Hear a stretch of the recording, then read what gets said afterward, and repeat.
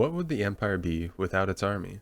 Without its legion of troopers, assault walkers, and special forces, the Empire would surely fall. Oh wait, it did. Today we discuss the Imperial Army, its troopers, walkers, and other weaponry. Before we get started, subscribe if you enjoy this content and hit the like button while you're at it. The Imperial Army, or Imperial Forces, or Imperial Ground Forces, or whatever you want to call them, was the land-based branch within the Empire's galactic military. They were used to submit planets to Imperial rule through large numbers, light and heavy walkers, and highly trained soldiers. Highly trained could be an exaggeration when it came to the Imperial Army troopers that were less than the former clone troopers they replaced. However, many of these Imperial Army troopers would be replaced by legions of stormtroopers as the Empire grew. The Stormtrooper Corps is definitely big enough for its own video, so we'll have to discuss that another time. Let's start with some troopers, special forces, and end with some walkers. The Imperial soldier is the foremost defender of the Empire. They must follow these four principles. Mettle. You will not flinch in the face of enemy fire, nor will you accept defeat. You will give your life to destroy the enemies of the Empire. Obedience.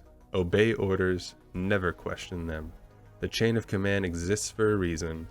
Without it, there is only chaos and ruin. Discipline. Keep your mind, body, and equipment in top shape. They will fail you if they are not maintained. Selflessness. You are not an individual. You are a part of a unit. Whether it's a squad or a sector army, you have a role to play within that unit. Obviously, these are very hollow and are just meant to brainwash and manipulate their soldiers. An Imperial Army Trooper's uniform is a gray-green with dark gray armor. The latest Star Wars project Andor gives us a good look at Imperial Army troopers, but even before that we saw the same style of trooper in Solo, a Star Wars story. Vehicle command crews consisted of heavy armor and armored cavalry. The uniforms of heavy armor were seen in the ground assault Battle of Hoth. Most heavy armor crews operated AT-ATs or similar. Armored cavalry uniforms are like those seen in the Battle of Endor. Most crews operated AT-STs or similar. Imperial Commandos were specialized units that were assigned a number of missions. They wore varying degrees of new, advanced, or experimental armor.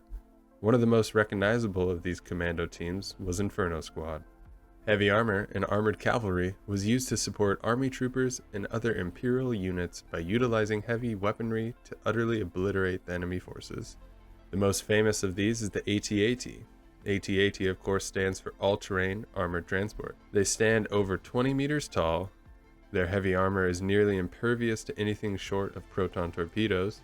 The AT-AT had dual medium blasters located on the side or temples, and a pair of Time-Bach MS-1 fire-linked heavy laser cannons mounted on the chin. This walker was one of the most premier examples of the Empire's military might and struck fear into any that faced it on the battlefield. Another popular walker was the AT-ST, the All-Terrain Scout Transport.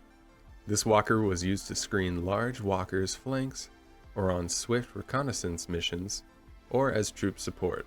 They were essential at cleaning up minor resistance during a planetary invasion, used for anti-personnel missions, and operated by two skilled pilots proficient in balance and agility.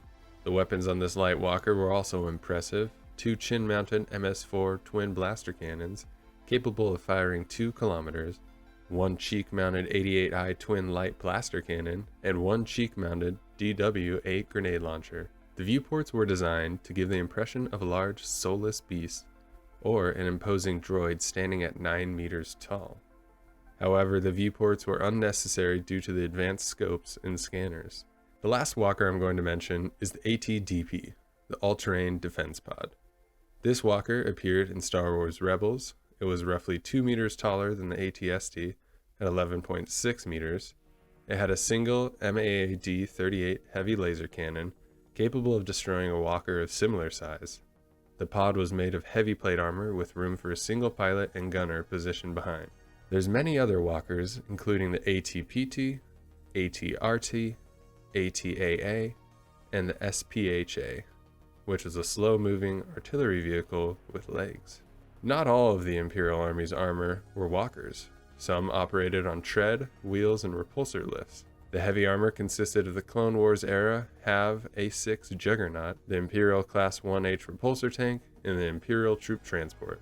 One wild-looking tank was the Sentry tank, commonly known as the TIE Crawler. It was fast, capable of reaching speeds of 90 kilometers an hour, armed with a pair of medium blaster cannons and a retractable light turbo laser.